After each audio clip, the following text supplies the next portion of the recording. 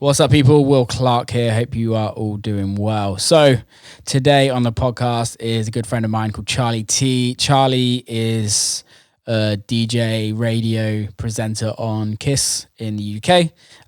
She's amazing. I love this conversation. It's good fun. I hope you enjoy it. How's it going, Charlie T?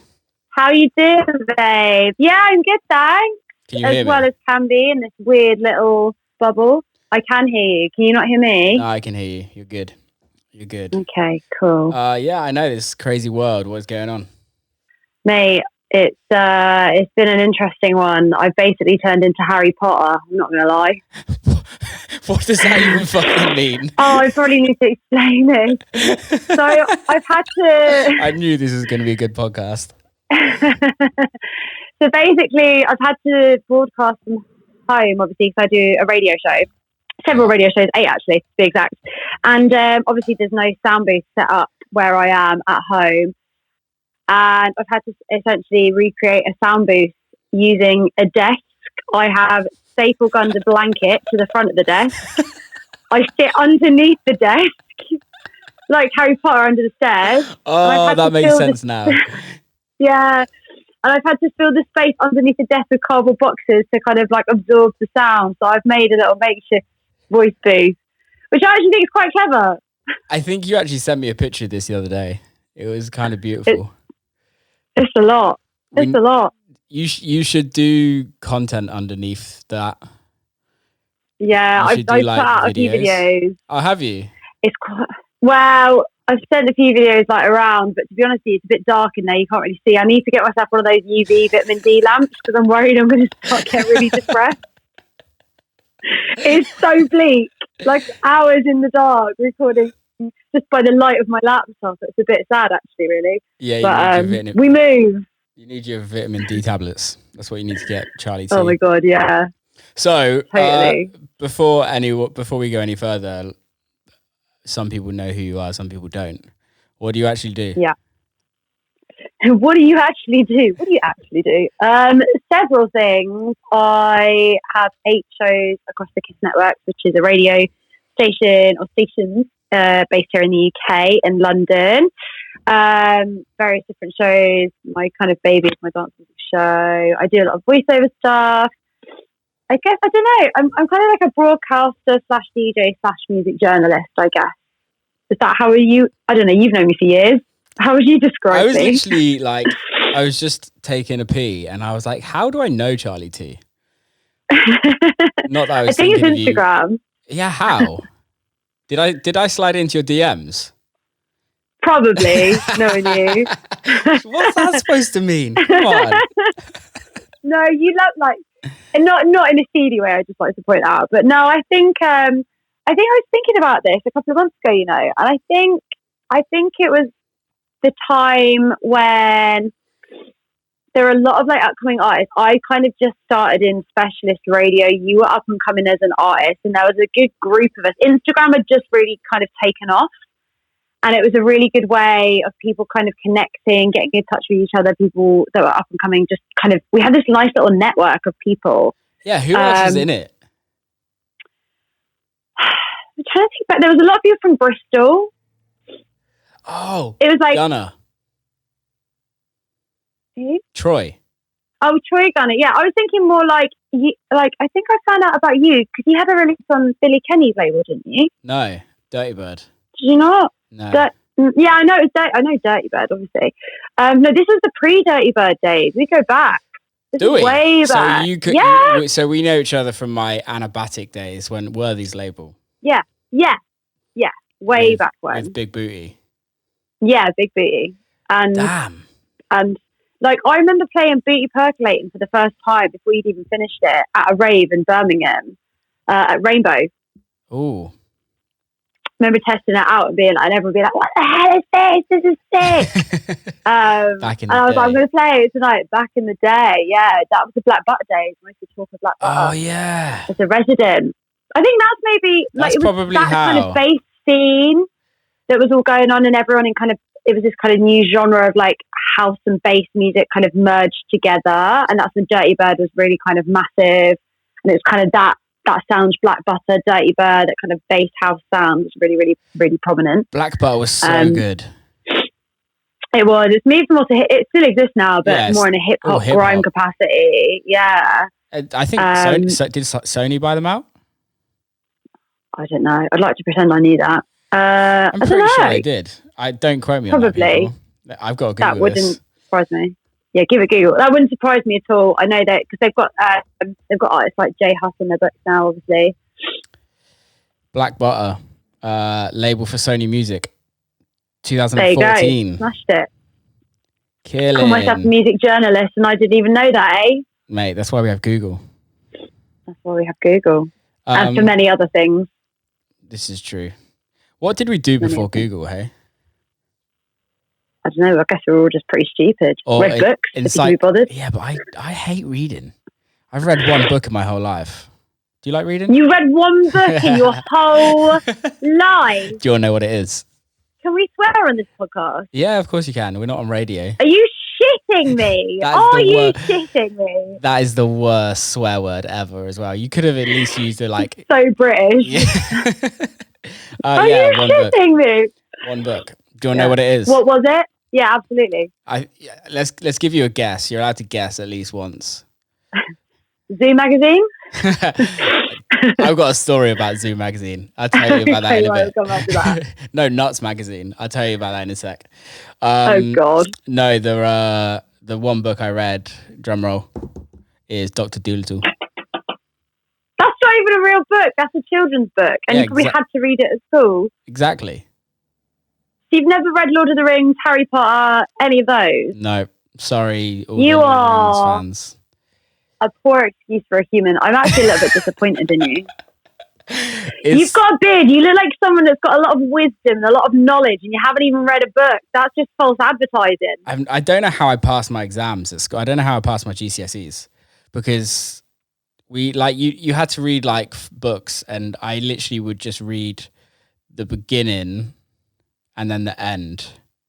You're one of those. I hate people like you. You're a ruiner, and then you tell people what happens at the end. I hate people because like I didn't you. even. Never do that. Spoiler. I didn't ever really read the end.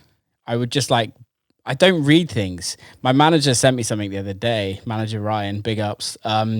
He sent me something. It was a long ass paragraph, like a long write up, whatever you call it nowadays. No, you shouldn't tell people that. People are going to start putting secret clauses in your contract, like we'll TJ for Kate. Yeah, but that's why I pay people to do that, to read for me. Yeah. Okay. Fine. Oh my God. But he sent me this whatever he sent me, and he was like, "Mate, I know you hate reading, but you have to read this because it's really interesting." And it was really interesting, but he knows how much I hate reading. Like, I hate reading. Mate, noted. I'm going to send you a really elaborate birthday card next year and write a paragraph, and it's going to have some really weird shit in it, and you'll miss it. You're going to miss it. You won't even appreciate it. Shit. Do I know this? I feel like I do. I think I have yours written down on my calendar. Do you? I don't know. I must have it in mind. Is it? Oh, I don't want to get this wrong. I feel like we've definitely done star signs before. Have we? Every girl asks you that. That's the type of shit. Yeah, I'm like half into them and half not. What is that about? What is that? Okay, fine. The female. You're speaking for the female race right now. Female race. Jesus, don't put me as the forefront as the female race. Like, I'm such a shit girl. Like, I'm a really bad example of a girl. Don't make me like the example, the shining beacon that represents all females. Too late. That's a bad idea.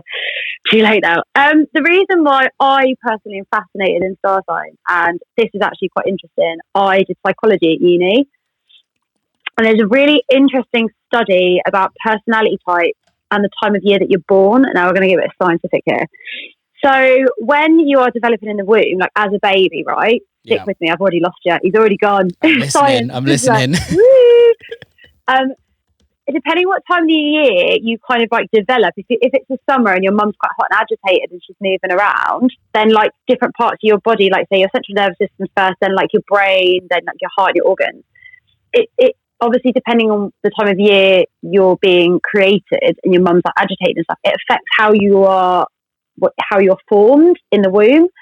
So that's why they reckon people within different pockets, like time periods, are quite similar because their bodies will be formed quite similar because they're born around the same time of year or they're created around the same time of year. Does that kind of make semi-logical sense? Every guy listening to this podcast is like, whoa, what the fuck is going on? I know, right? Who made funny, this theory and up? she's got a brain. Who made this theory up? This is a psychological. This is like prenatal development. This is like a semi-theory. Okay. It's like well, it's probably a collection of theories put together. But that's why I'm fascinated because like the psychologist in me is like I tend to like group people together. So like I don't believe it's like written in the stars. Like because the star says that you're gonna have a shit day today, you're gonna have a bad day. Like I think it's more a case of the science behind it in your brain. So you don't believe in fate? I don't know. I think fate's a very... Isn't the fate of the stars the same thing? No. Okay, come on, talk to me. Talk to me. What is it? Not at all. Well, I like to think that things aren't all predetermined and then we get to make our own decisions. Otherwise, that's a bit depressing, isn't it? Like your life's already predetermined for you. It doesn't matter what you do. If you go and, I don't know, loot a supermarket or you sit at home and reading the Bible, like your life's going to be the same. Like, what's the point? Do you know what I mean? I feel that. I can go along with that. How about you? Do you believe in fate? I don't know. I think I believe things happen for a reason. Yeah, I believe in karma and I believe in what you kind of put out should kind of come back to you. Yeah, totally. I think that's just nice people, good things happen to them, and dickheads, it eventually comes back around to them. Yeah, hopefully. You'd hope. I don't know. There's some jammy people who like... I don't even care if it doesn't, because realistically, like, there's not a better feeling than like helping somebody out, right? Yeah. And yeah, of course. If you're a dick, you deep down inside know you're a dick. Yeah. We're all adults. Yeah. Yeah, some people don't. I mean, have you never watched that documentary, like Confessions of a Killer or whatever it is, where the like person has no remorse for like murdering loads of people, and they bring his parents in like to see the devastating effects it's had on their lives, and he's like, I'm really sorry to them, but I also really enjoyed killing. I think there's just psychopaths out there, though. That's mad. Yeah, that is psychopath. Yeah, he's like in a high security prison, so obviously. That's kind of weird, though. Obviously, that whole Netflix documentary. I was watching some the other day, and I was like, this is a bit weird. There was like one guy that was, I don't know which series it was, but it was one guy that was like, he ended up being the like mates with the dad of the guy that killed his brother. But then God, that's he was also like the like head attorney on the case. And I'm like, that's surely not. What? Yeah, I was like, that's surely not allowed. Yeah. Like if you've got a direct link, well, not a direct, a very tenuous link, like with the actual no, not the prosecutor. Is it called the assailant? Is it the assailant, the person that's done the crime? We are fucking right? We are butchering this, but I don't have a clue. Killing it. Yeah, I don't know. That's mad though. That is absolutely. It was in America though, so things go down in America that don't go down here. There's a lot that don't go down in the UK. That's very, very true. I mean, although at the moment, I think the US and the UK are pretty similar. No, because we are, of course, recording this. Well, no. In terms of like what's going on in the world right now with COVID-19, I think everybody's in a very strange, surreal reality where we're all on lockdown and we're all having to take the same precautions and kind of do the same things and follow the same routines and regiments, and it's a weird old time. It is. We've never experienced it, but I guess from these times, good things can come. 100%. Like, it's amazing how many of my friends actually have hit me up this week and just been like, my anxiety is pretty much gone. Like, there's no expectations, no pressures. Yeah. Everyone assumes that anxiety is just like an innate thing that you either have or you haven't. It's just your personality type, and some people just have it or some people don't. But I think this has been a really interesting way for people to kind of work out what in their lives is causing that anxiety. And loads of people are just a bit like, I don't know, not shocked, because they're kind of like, well, that makes logical sense, but just didn't really expect it. Yeah. It's been a bit mad. I think also I think everyone, I don't know, I can only speak for myself. I don't know. I think everyone has some sort of anxiety at some point in their life. But I was kind of talking about this on the podcast yesterday. There's like, there's a lot of the population that do a lot of stuff they actually hate doing. Yeah. And don't get me wrong, I get anxiety, but I wouldn't say I'm an anxious person. Yeah, I was going to say, do you get anxiety? Like, how would you? No, not really. Do you not get it like with touring and stuff? Like when you've got like little sleep and like you're running on empty? No, I love that. I live for that. I'm like kind of yeah. freak. So do I. I'm kind of a freak for that. I like the going straight from the club to the airport and then going from the airport to the hotel and then having to go straight. Like, although at the time it's not necessarily always the most fun time, but it always brings out the best moments for me and kind of the best memories. Yeah. But I think in this situation, obviously you do what you love, I do what I love. We might not be where we exactly want to be, but we're kind of on the journey. I think for me, that sometimes is the most frustrating part for me, is that I'm not where I'm at, and it kind of is like, how the fuck do I get to where I want to go? And part of it, and that brings out the anxiety. You mean that's what makes you anxious? Yeah, but I wouldn't really call it anxiety, if I'm totally honest with you. I think it would be, I don't know. It's more, I don't think it's anxiety. It is kind of. It's on the scale of anxiety for sure. Like do you know what? I heard about 6 months ago, someone like absolutely hit the nail on the head, and someone told me that anxiety is worries for the future and depression is worries for the past. And if you think about it, anything that's ever caused you feelings of sadness or kind of almost depression, I hate just throwing that word around, because some people say, I'm depressed, and like, you're not depressed. Depression is a very serious word and means very different things. But if you think about it, depression usually comes like with grief or loss or a breakup. And anxiety, for me, is always worrying about things in the future that you cannot control, like your career. Say if you like have to move house, you have to find somewhere to live, a new job that you've just started. It usually seems to be things in the future. You wouldn't be anxious about stuff that's already happened. No, yeah, definitely, because it's done. There's nothing you can do about it. Yeah, but you might feel guilt or regret over it, and that's why that's the depressive feelings. But it's so weird. Someone told me, and my mind was like, wow. Like, my God, that's mental. Yeah, it's kind of, I've never really thought about it like that. Yeah. It's kind of interesting. I'm trying to think about it. You probably hear my brain cogs going round and round. Yeah. What, the little hamster? Yeah, and they need to put some WD-40 in the little wheel, the tiny little mini wheel. Yes, it's that squeaky little wheel in your brain. It's all those books I've go read. around.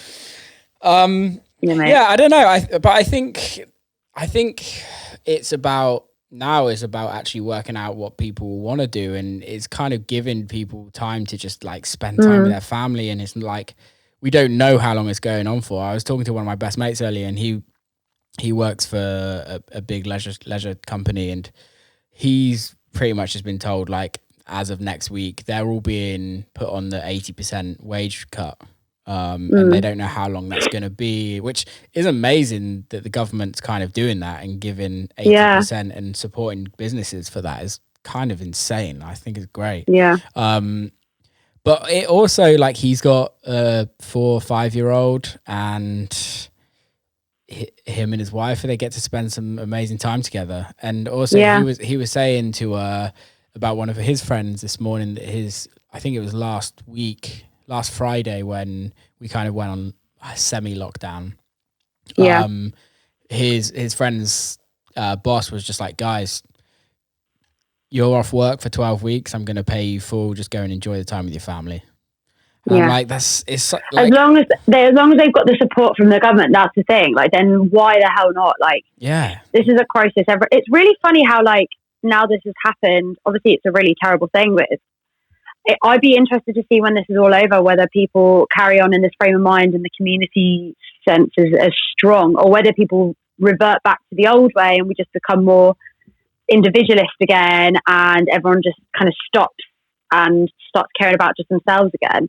It'd be really interesting to see what actually happens at the other side of this, but I don't think it's I don't think it's going to end anytime soon. Put it that way. I don't think it's going to end in time, but I'm trying to be optimistic about it all, and I'm pretty sure that it's going to bring a lot of communities together. I literally was just at my butcher's because my sister can't leave the house, so I had to she's got 3 boys under the age of 4, so I had to go and drop food around there. God. And I was talking to the butcher, and he's the busiest he's ever been. He's had customers that have never been to his shop before, because obviously supermarkets, they don't want to travel and stuff. And also supermarkets don't have the produce that he does. So he's like, we're kind of laughing. He's started doing deliveries for the old people, and I'm like, this is kind of amazing. It's bringing the community together, which I think is 100% better for everyone in the grand scheme of things. It's just what I was going to say, like I say, just be very interesting. On a lighter tip and something funny, have you heard, obviously, this is an interesting time for people that are single. Yes, big up the single life. Singletons out there, big up the single people. And so obviously this has presented a little bit of an issue for those of us who potentially want to meet up with people, potentially have a little cheeky hookup, go on a nice little dinner, go have some few drinks with someone we quite fancy. So people have taken, piss off. People have taken to having FaceTime dates. Like, this is a legit thing. Like, people are getting dressed up, FaceTime each other like they're on a date. This is a legit thing. How do you know this? Have you done it? No, some of my mates told me they've done it. I haven't done it. I'm debating it. If I'm stuck inside for 3 months, that's 3 months of my life. I ain't getting any younger. And so I absolutely love hearing your love life stories. So I think oh Jesus, no. I knew this was coming.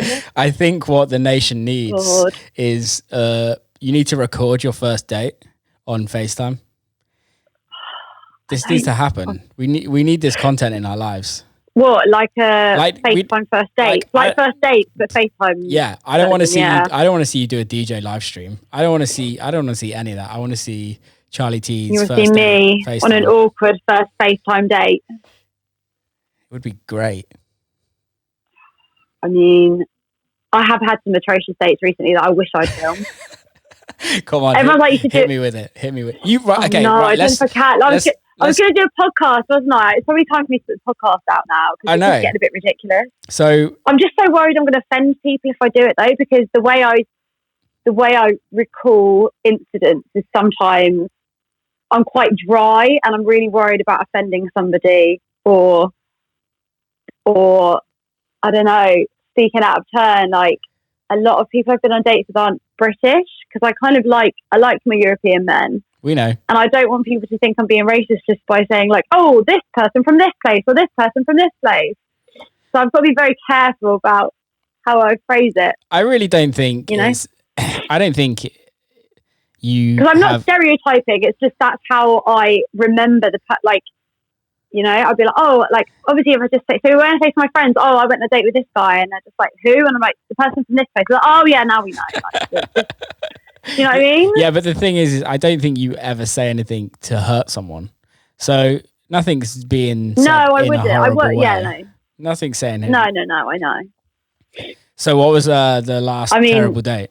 Hang on, let's stop this. Let's stop this here. So I came back to London in November time, which is when we last saw each other. In November. Ramen, yeah. And Charlie T was telling me that she wants to start a podcast about her love life. Oh yeah. And I was like, I know your love life's pretty interesting, but like what? Like I didn't know it was that interesting. And then she kind of started reeling off some stories, which is why she should definitely start a podcast about her I've love had life. So many more since I saw you. I think the last time I saw you, I was flown to Sweden to meet a guy I'd met once. Yeah. Who's actually now one of my best mates, weirdly. He's gone back to Australia. We speak every day. He's now one of my best mates. I'm just like making friends to date. That's cute. I tell you what was an interesting one. Okay, I won't tell you the name or where he's from or what he does. But I went on a date with a guy probably about maybe like 4 months ago now, who, I don't know, was just a bit intense. And I think in the first date we covered terrorism, what to do in a terrorist situation, i.e. in terms of like sales training, he had someone who used to be in a terror unit who was now training him in sales.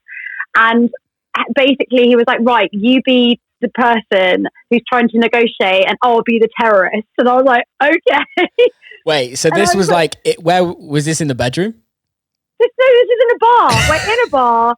And he's like, okay. And he was explaining to me, like, yeah, because he's in sales. He's like, it's really cutthroat. This guy used to be in an anti-terror unit, like negotiating, now works in sales, and he's one of the sickest salesmen because he can negotiate anything.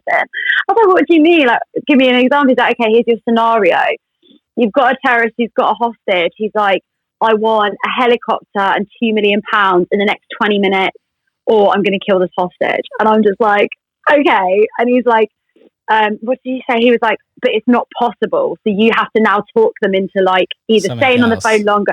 And everything I say is like, bang, you're dead. Bang, you're dead. And I was just like, okay, this is a bit intense now. Like, what was his response? Did he teach you? Like, was there any learning in this? No, I can't. He tell me was the right way to do it. I don't think even he could remember. So it was a really pointless exercise. Sack him off. Like, oh, he was so strange. What else did he? Oh, yeah, this is it as well. So we've had one drink. You know, you're a bit nervous. And thought, oh, I know you don't drink it either. On a first date, I was quite nervous, and you kind of neck the first one to kind of like level you out. And then I went to go for another drink. Like he bought the first round. I was like, "Do you want another drink?" He's like, "Wow, you finished it already." It's like, no. It's like, "I'll just have a tonic water, please." And looked at me disgusted. And I was like, "Okay." You're an alcoholic. That's fine. What was his name? What was his name? Come on. I'm not telling you his name. Why not?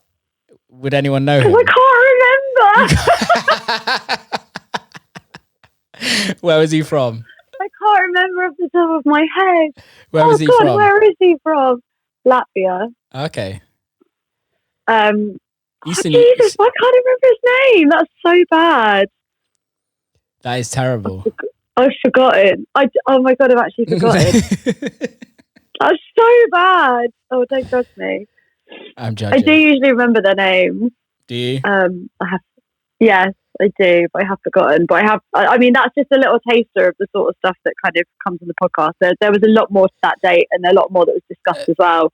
The thing is, if you started this podcast, which I think you do need to start this podcast, you'd have to go on like regular dates to get this to get the content. I know. It'd be a lot of love that though scenarios. You know what? I'm so used to it now. I used to get to a point where like I once went on a date about a year ago, and I had to go to like as soon as I got there, we were chatting for a bit. I was like, excuse me, I just need to go to the bathroom. I went to the bathroom, I had a panic attack. I was like, Jesus, like I was just so anxious, like just anxious. First dates just make me they trigger me to fuck because I've got like that. I've got PTSD with dissociative disorder, haven't I? Say that again. Slow down and say all that again. Okay. So I've got a form of PTSD. PTSD is what everyone knows, but it's not a form of PTSD, but it's very similar to what I've got. It's called dissociative disorder. Okay. So it's quite similar to PTSD, where you have like flashbacks and things will trigger your anxiety sort of thing. Yeah. It's like hyper anxiety. I suppose I should probably explain it's a podcast, isn't it? Yeah. So I have something called depersonalization and derealization, and essentially when my brain thinks it's in a scary situation, it detaches itself from reality. It's freaking weird. So I've just my spatial awareness will be like impaired, and everything feels like it's further away. My hearing goes a bit muffled. It's kind of my brain just like kind of covers itself and more and goes, "You're okay, you're safe," when it thinks it's scared, which is really strange. Is that like just a panic attack? No. It's different. I've never heard of that. It's called dissociative disorder. 2% of the population have it. Oh.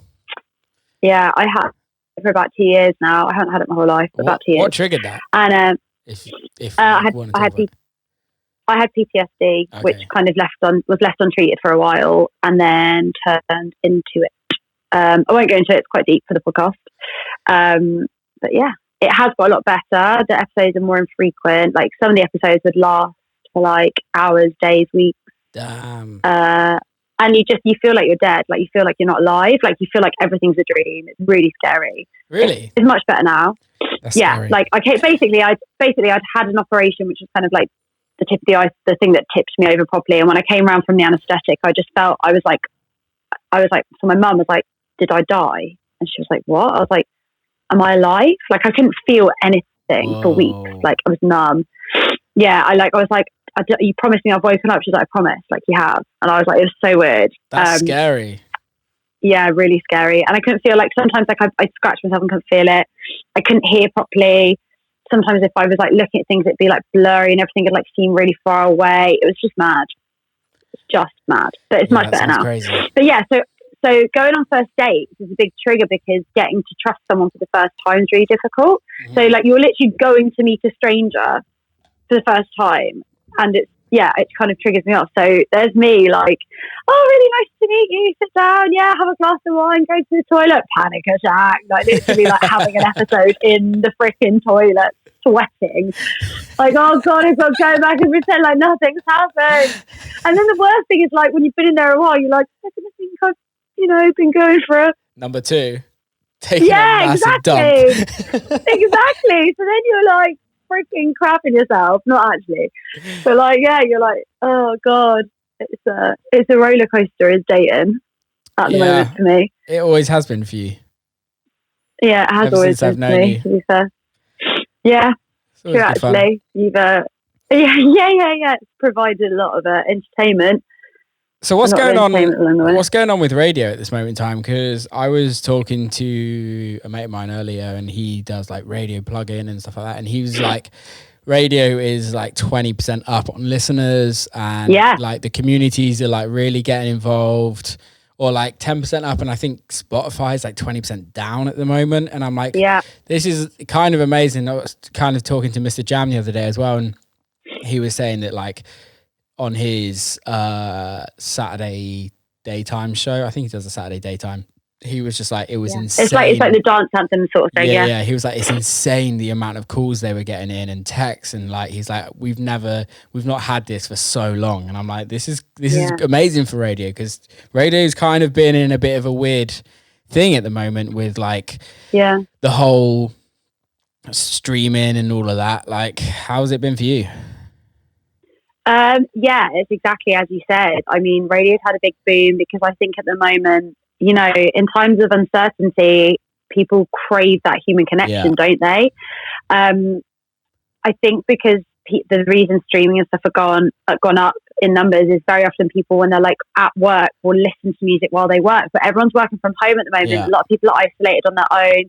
They're isolated, maybe one other person, and they're craving that connection to the outside world because they just don't have it right now. And that's something that radio has always been really unique in offering. Like, you switch on the radio and you feel like you're listening to one of your mates talking. They're talking to you directly. And it's always been amazing for that. That's kind of where like TV kind of lacks. TV's like an entertainment, like for show, is that there's a screen there, whereas radio, you're talking directly to the listener.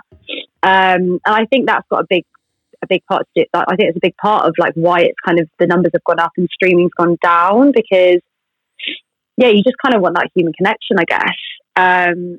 But yeah, I mean, I don't know personally. I mean, I'm airing my first Friday night show since this all kicked off tonight. Cool. I've actually had quite a few messages already of people being like, yeah, we're going to listen, we're going to lock in. And obviously people listen, but people to pick up their phone, get involved, like obviously like Mr. Jam was saying, just doesn't really happen. People assume it without anything. It's just like a natural thing that people now just feel that need to interact and to reach out, because everything, I don't know, like, I guess everything's so instant now. Everyone's consumed with their own lives on social media, but maybe because a lot of people aren't going out, they haven't got content, they're not doing things to create content, whereas radio it's always there, and we're still broadcasting, and life's kind of as normal, so we're still posting about stuff. So well, I think also especially for the UK culture, like radio is a huge part of our culture and a huge part of why we have communities and things like that with everything. But I can only speak for myself in like dance music and things like that, and it's kind of, when you're in the UK, it's religious to listen to Pete Tong, Annie Mac, Danny Howard, the Essential Mix and everything like that. And then you guys are kind of doing the same thing over in Kiss. And I think like it's just something that we know every Friday night DJs are going to be playing very good underground house music. And I think because we're so used to that all the time, it's that thing that we just take for granted.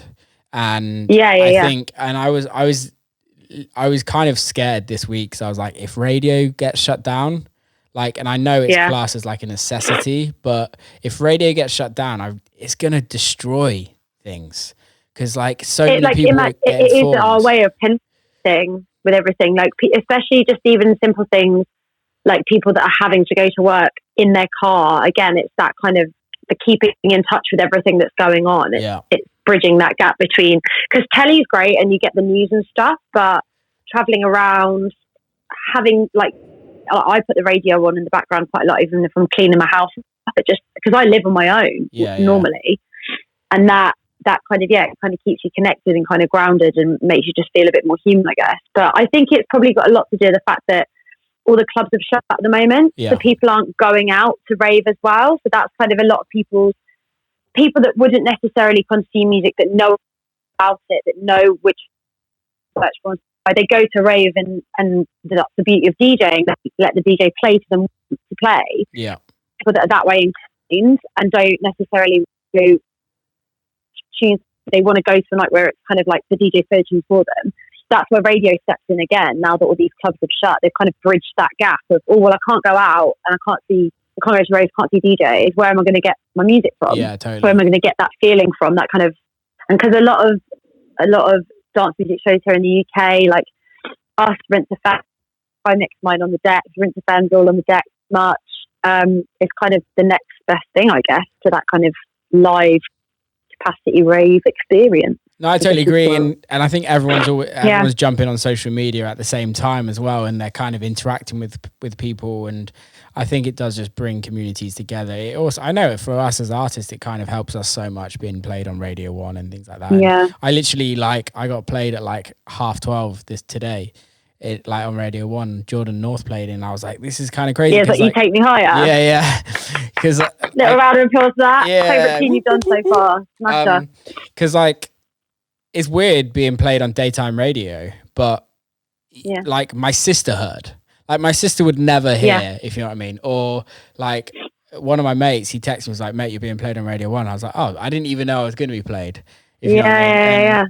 That's it. But some of my friends have said that to me. I think because I've obviously posted that we've hung out before, and they're like, your mate Will Clarke, I heard him on the radio in the day. But they'd never know like any of your other tunes necessarily that I'd play or if I DJ'd them out. But they knew, like they were just like, "Oh, I don't know, it's really good that one." I say, "Yeah, it's wicked." Like it's weird, isn't it? It's interesting, isn't it? How radio does bring people together. So, how many? Show? Your Friday night show? Are you doing that live, or is How's Kiss doing that? So I'm building it. So I'm mixing it, recording the links, and we're building it as like a project and putting it out. I mean, I don't know how other stations are doing it. I personally am doing a lot of my stuff as pre-recorded. I'm not broadcasting it live because we work on a play-out system that I think some of the shows might be live, but they require producers to be there. So obviously, like Breakfast is still being done at the studios because it's such a necessity. Such a difficult show. It's a necessity. It's such a technical show to operate. There's so many different elements that you just can't do it at someone's house. Yeah. I mean, eventually, if they get to a point where it's like strict lockdown, you'll have to. Yeah. But you just need several studios and desks to do it. Totally. It's really hard. I think that maybe they are broadcasting from home now, though. I forget. I know they definitely were in the studio last week, and Radio 1 was still in the studio. Capital are still in the studio, as far as I'm aware from my friends. Yeah, they are. But they've just got certain shows there now that have to be there. Yeah. Everyone can do it at home with the mic. Is doing it at home with the mic, and it's just it's a very, very strange time. Yeah, but like you said, I think radio has never been more important. It's quite actually. It kind of feels like, I don't know about you as a producer and a DJ, but it kind of like everything reverting kind of backwards. I feel like with everybody being a bit less I don't know. I wouldn't say, because everyone's still on social media, but I feel like I've taken a step 10 years backwards, and now everything seems kind of simple again. And it feels like the good old days when we had radio. And I don't know. I can't explain what I'm trying to. I think what I'm trying to say is everything's usually so oversaturated, and everything just seems like it's been really simplified again. I feel like, yeah, I think I agree to a certain extent. I think there's now oversaturation on like live streams and things like that. Yeah. Okay, yeah. And I think, in that instance, yeah. I think there's kind of, but I also think right now we're only 2 weeks into this. Everyone's just fucking throwing everything at the wall and just seeing what sticks, and just seeing what they can do. And obviously, so many festivals are kind of having to postpone or cancel. So many shows has been postpone and cancel, and like there's nothing really you can do about it. We just got to kind of roll on. I think what's going to be interesting is 2 months down the line, if we're still in this situation, what's everyone doing and how's everyone kind of coping. But yeah, it's going to be I totally agree with where you're kind of like everyone tunes in on Friday night radio to listen to what the new records are. And I think because there isn't that. There's not like, you can't go to the club and Shazam, if you know what I mean. You can't go and watch your favorite. But this is how I don't know if you remember. Like this is how it was maybe about like even like 6 years ago. Like before maybe 8 years ago now. 10 years ago. Before SoundCloud existed, before Mixcloud, before Instagram. That's when I was saying when it's gone back to simpler times. It's almost as if it's kind of reverted back again to like the ways that we used to consume music. Like people are probably still using SoundCloud, but again, because you haven't got that, that's why DJing and clubs and the rave experience is so special, because it's not just listening to music, it's almost the package you get with it, right? The club, socializing, the person playing the music. That's what makes it so special. You're paying for an experience, and I think when you're on when you're on Spotify, Apple Music, or anything like that, like you don't necessarily get that experience. Which I understand why live streams are so popular right now, and people are doing really well. I know Defected guys are doing like they're doing it now. I think as we speak, they're doing like the live festival, festival thing, which is great, and I think. I also there's lots of pros and cons as an artist, and there's lots of pros and cons as a label and as a consumer, if you know what I mean. But I think just given that is you're still connecting with people, whereas on the streaming platforms you don't get that. You literally just get a record. Yeah, so true. Very interesting time. Yeah, I don't know. How long do you reckon it's going to last? Well, do you know what? I am still optimistic, and regardless of how long it's going to last, I like to think I'm quite an optimistic person. I'm going to be quite positive and utilize the time in a very productive way. Hopefully, I've made a list of things that I want to do. Yeah. Sort of by the end of it, but I think realistically at least 3 months. Just from speaking to various people in different industries and having confirmations of what they can and can't do within their sectors. It's just obvious. Like it's friends that work in the restaurant sector that go, you have to close for 2 months. It's not, we'll reevaluate after a month. It's like, it's 2 months and that's it. Like it will be 2 months. It's people like that you kind of, or my friends that, like you said about the leisure centre, one of my friends working in a big kind of sports brand, and they were given 4 to 6 months. They were told. So, it's kind of crazy. Might potentially be used for things. So it's strange to think that we're going to be like this for a while.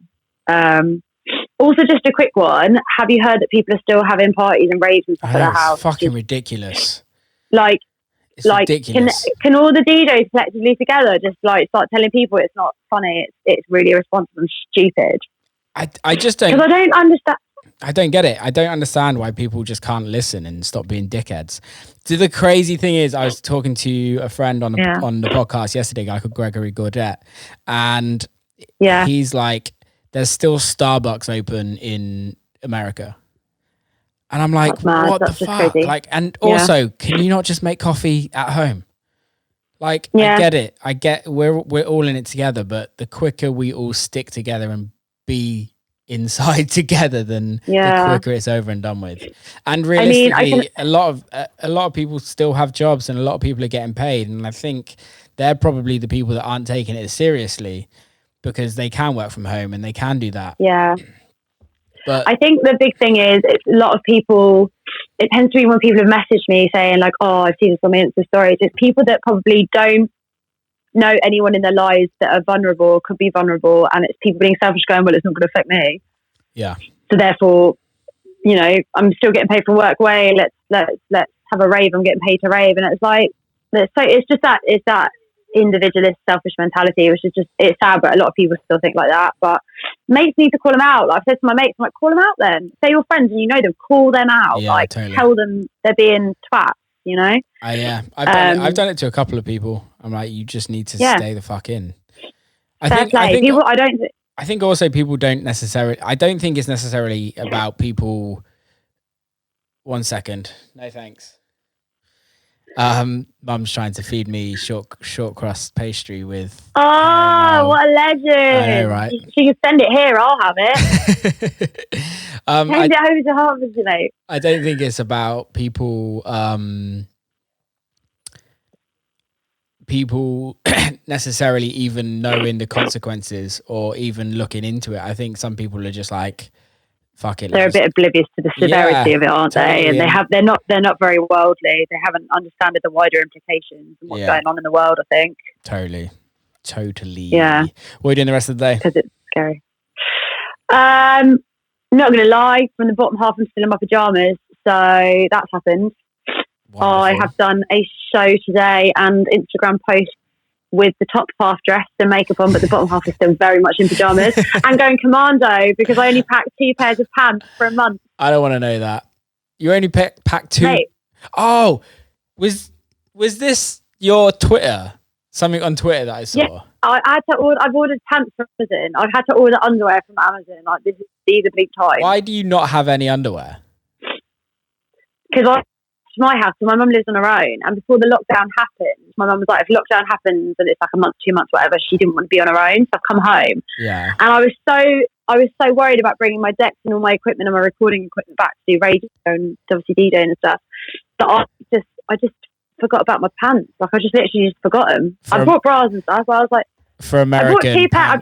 Pants are underwear. Oh yeah, pants are like lingerie underwear, whatever you call it. Do you know what they call it over there sometimes? And it cringes me out every time. Oh no, what? Panties. Oh well, it just feels a bit cheesy, doesn't it? It just feels like panties. Just like that's like what an old person might say. Like, you want some panties? It's just, over here, it's just so posh and British, isn't it? So bad. But yeah, no, my Amazon pants are on the way. I'm commando for the foreseeable. Have you done the inside out job? Happening. Yeah, people have said about this, but someone said to me you can do it twice each way. I was like, absolutely not. That's rancid. Who are you? So what's the longest time you've worn your underwear for? I've only worn each for a day, maybe. Come on, be honest. We're about honesty here. Okay, fine. Okay, fine. I'd worn the first pair of pants. I'd worn 2 days because, and stick with me on this, only because I literally put them on in the afternoon because I've been for a run. I put them in the afternoon and I didn't change them until the following evening. So it was only really a day and. So you went for a run in them and then.